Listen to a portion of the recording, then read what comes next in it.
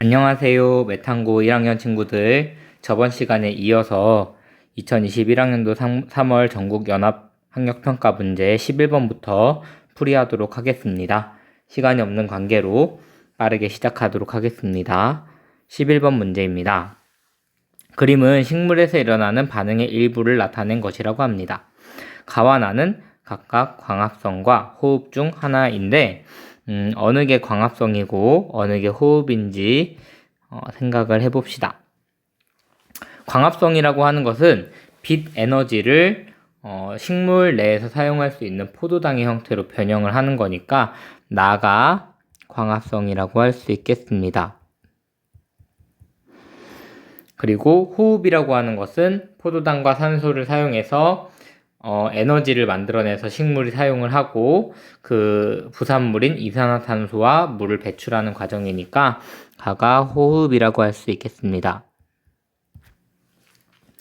그러면 옳은 것을 고르라고 하니까 보기를 보면 가는 호흡이다. 맞는 이야기고 가는 빛이 없을 때만 일어난다.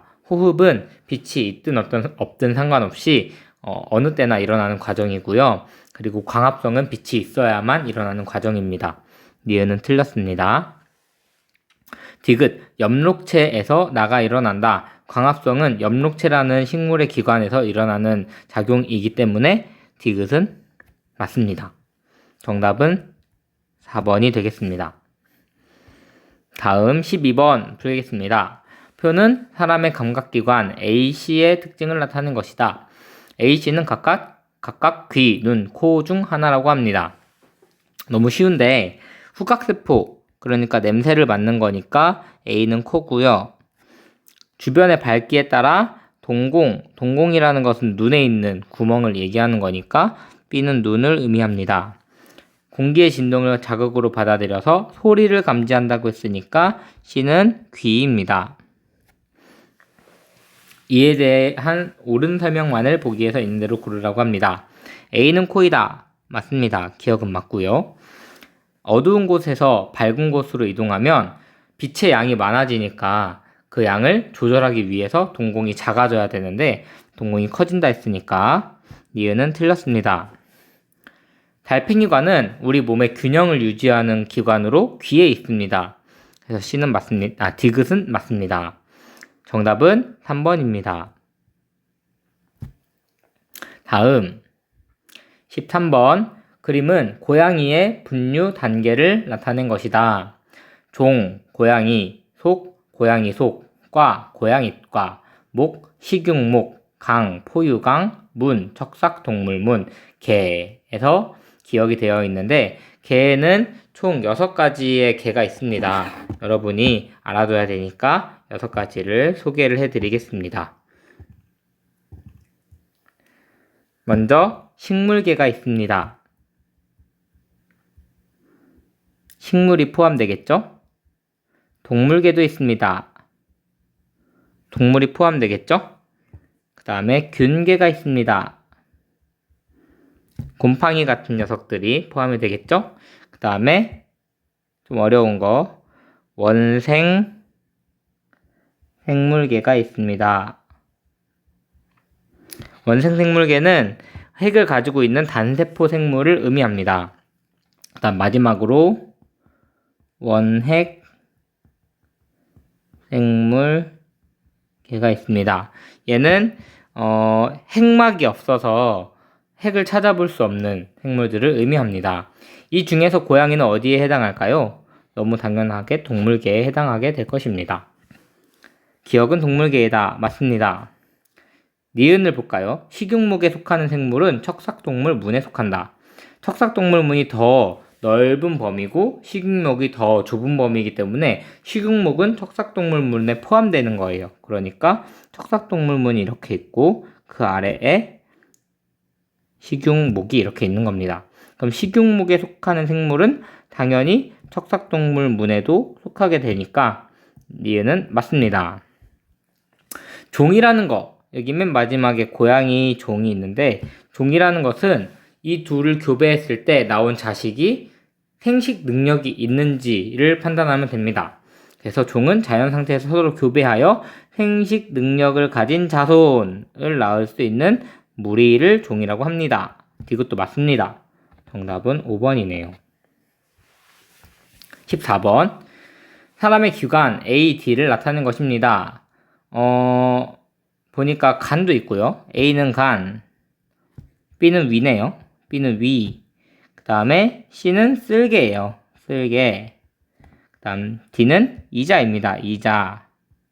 이렇게.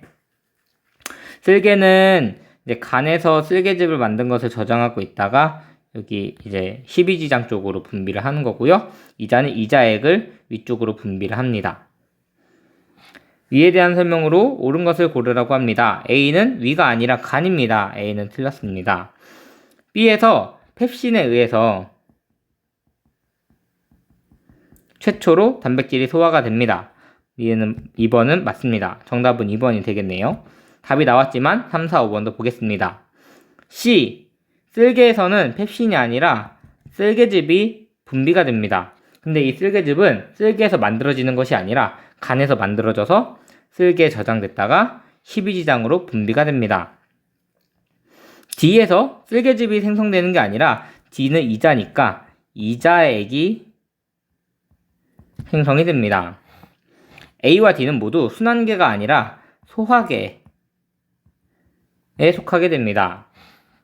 순환계라고 하는 것은 피가 돌아가는 심장이나 혈관들 이런 것들이 해당이 됩니다. 정답은 2번이었고요. 15번 어렵습니다. 별표 하나 치겠습니다. 그림은 어떤 가족의 유전병, 가에 대한 가계도를 나타내는 것이다. 가는 한 쌍의 대립 유전자에 의해 결정되며 대립 유전자라는 것은 우성, 열성 유전자를 통틀어서 대립 유전자라고 합니다. 대립 유전자에는 우성 대립 유전자와 열성 대립 유전자, 우성은 대문자 A, 그 다음 열성은 소문자 A로 표시를 합니다. 자, 그랬을 때 A가 있을 때 우성이 A이기 때문에 A만 발현이 됩니다. 그래서 정상이 되겠죠. 이제 유전병이 나타나려면 둘 다 열성 인자를 이렇게 가지고 있어야만 유전병이 나타나는 겁니다. 그럼 여기에서 확실한 걸 찾아보면은 유전병이 나타난 거, 이 녀석은 분명히 AA겠죠. 그 다음 요 기억도 이제 AA이기 때문에 유전병이 나타난 겁니다. 그리고 최초의 아빠 엄마는 이 자손이 열성 유전자를 가지고 있어야 되기 때문에 무조건 A를 하나씩은 가지고 있어야 되는데 둘 다 정상이니까 우성 유전자도 하나씩 가지고 있었던 거죠. 이렇게 있으면 이제 여기에서 이 우성 인자 하나와 여기서 우성 인자 하나 받아서 이 자녀가 여자 자녀가 이제 유전병을 나타낼 수 있습니다. 그다음 여기 정상 남자가 있는데 정상이니까 일단은 우성 유전자를 하나 가지고 있었을 테고 이 유전병을 가지고 있는 여자와 남자가 결혼했을 때 그 자녀가 유전병을 나타냈기 때문에 여기에는 반드시 우성 인자가 하나는 있어야 됩니다. 그래서 다 찾았습니다.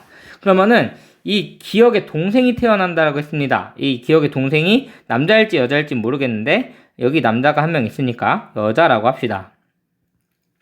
여자가 한 명 더 태어났는데 이 여자가 유전병을 가지고 있을 확률, 유전병이 발현될 확률, 그러니까 AA1 확률을 구하라 라는 겁니다.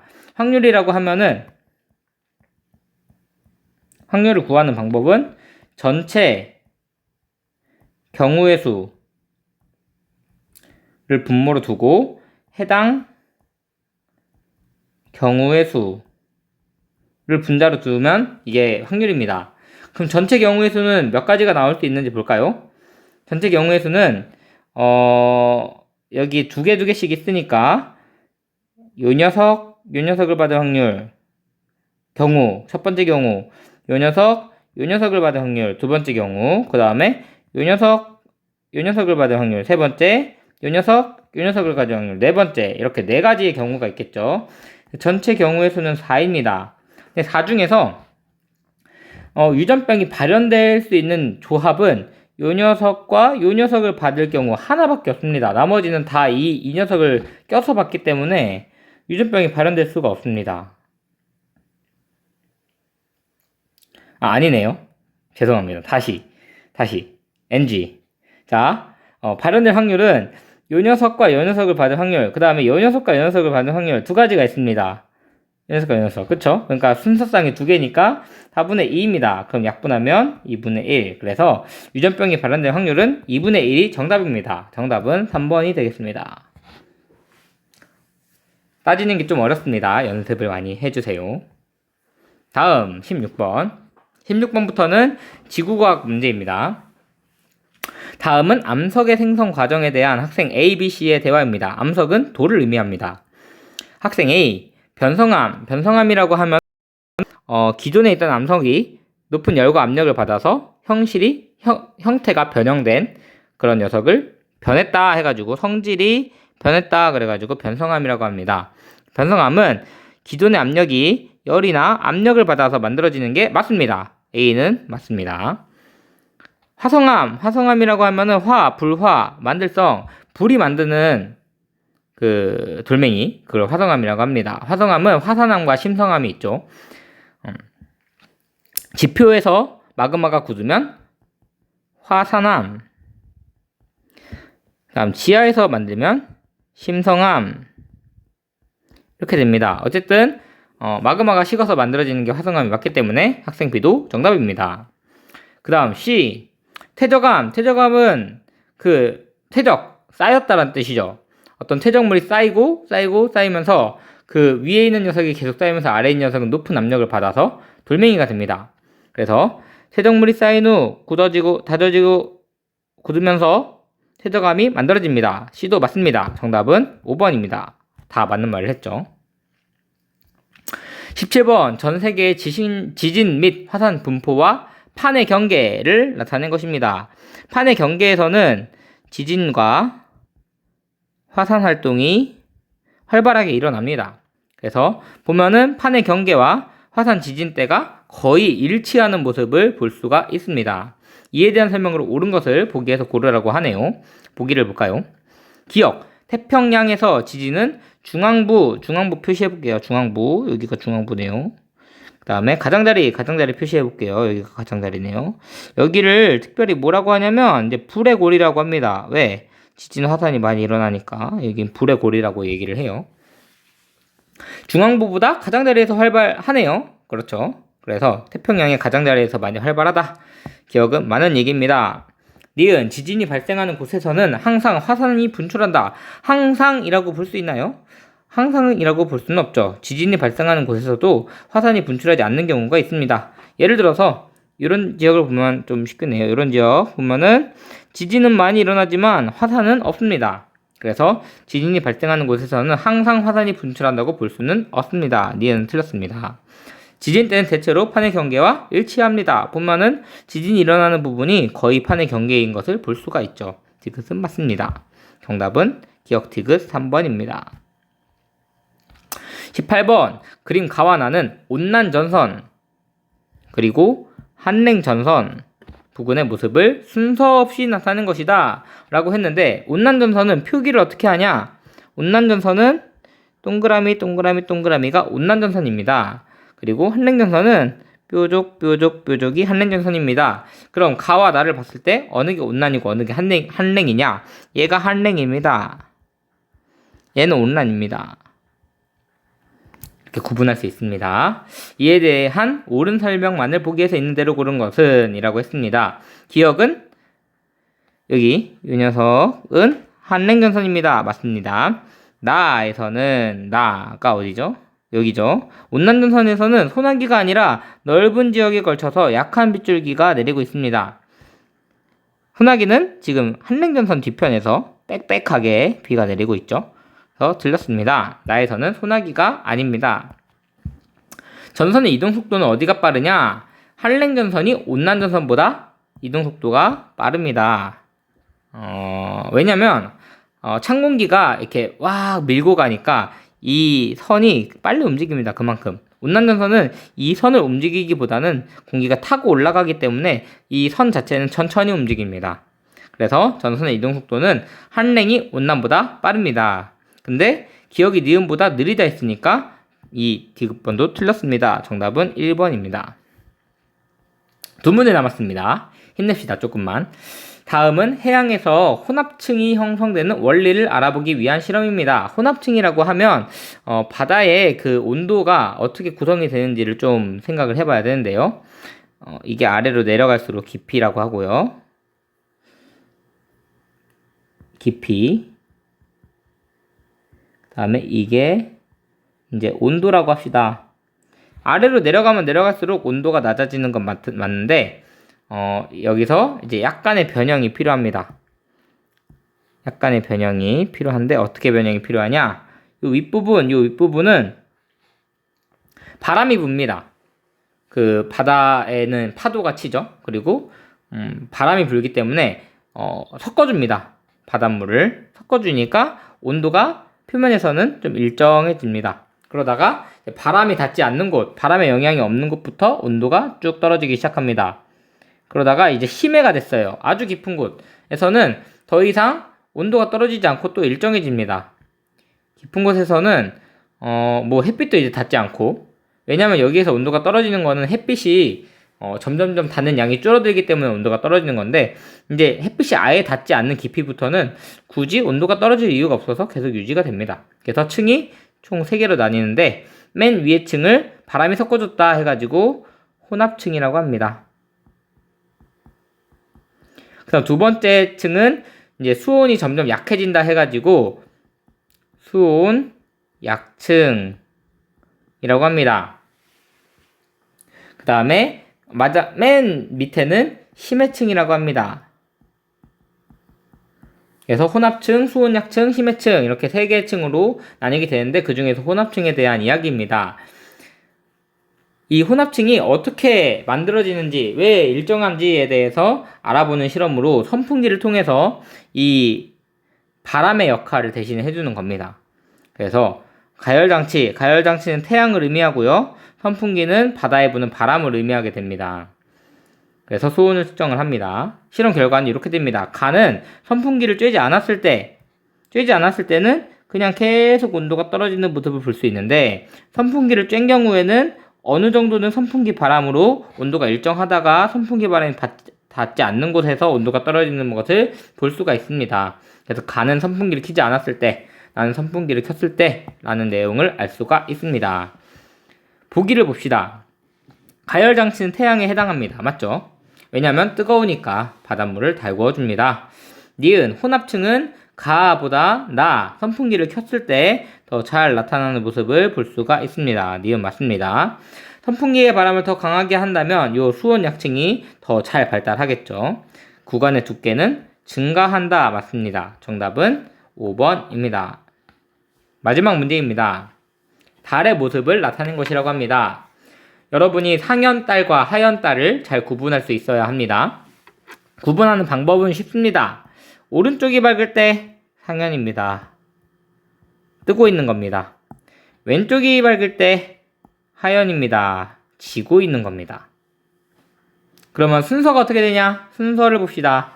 지구가 있고, 달이 지구주위를 이렇게 돌고 있고, 그 다음에 태양이 빛나고 있습니다.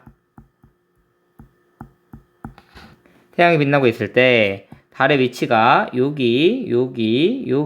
여기라고 할 수 있죠. 그러면 각각 태양빛을 받아서 빛나는 부분은 여기가 빛나고, 어두운 부분을 색칠할게요. 어둡고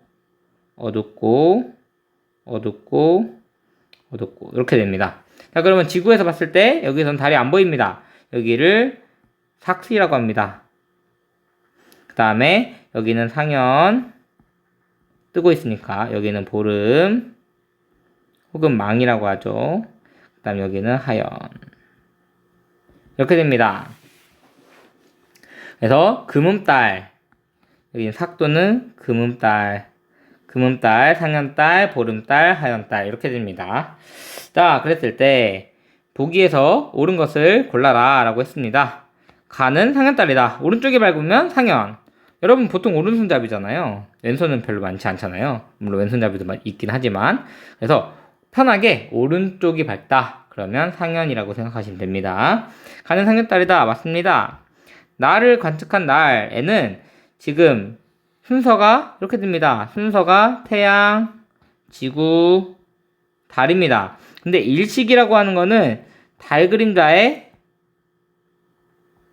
태양이 가리는 겁니다.